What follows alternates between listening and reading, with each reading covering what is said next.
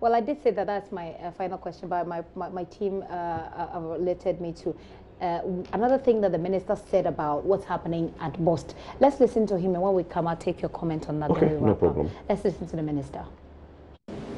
The recent payment to Springfield Energy Limited by BOST is one of the many claims made by 16 BDCs to BOST to product losses occurring from between 2013 to 2016, as reported by the committee.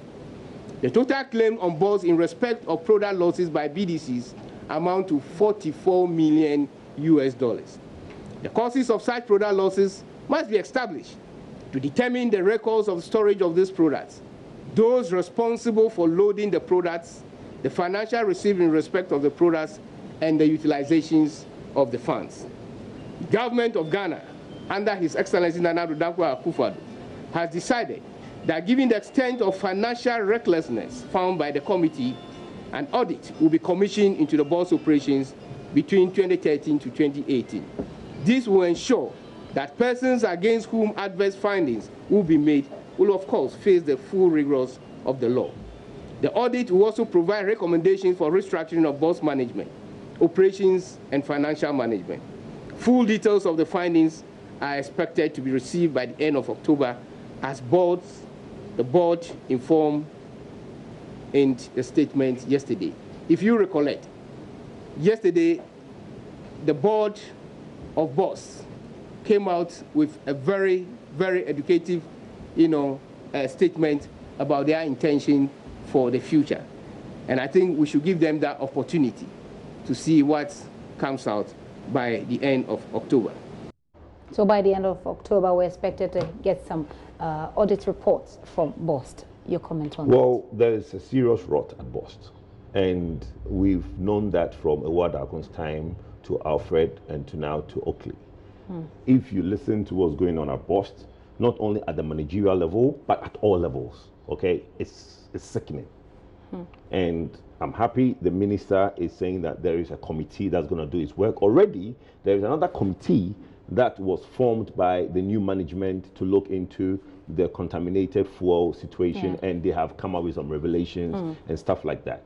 I think the minister, who has been christened with this problem because he's been on a job for about a month, needs to have his eye dead on BOST. BOST is really a problem. Okay. I can assure you it's a problem.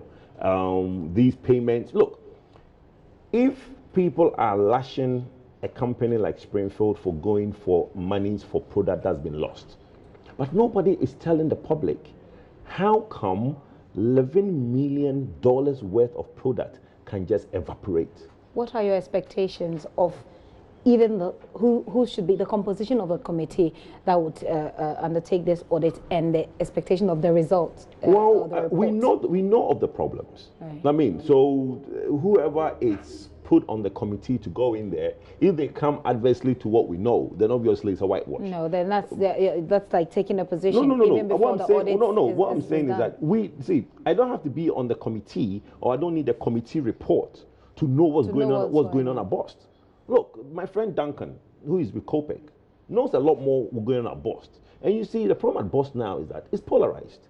There is the Wadako function, there is the Alfredo Ward function, there is that function. So you know what? They keep snitching on each other. So every time something happens at BOST, either the Wadako function at BOST will sneak the information out to somebody, or the Alfredo Obeng function will sneak it out to somebody. So there is that problem.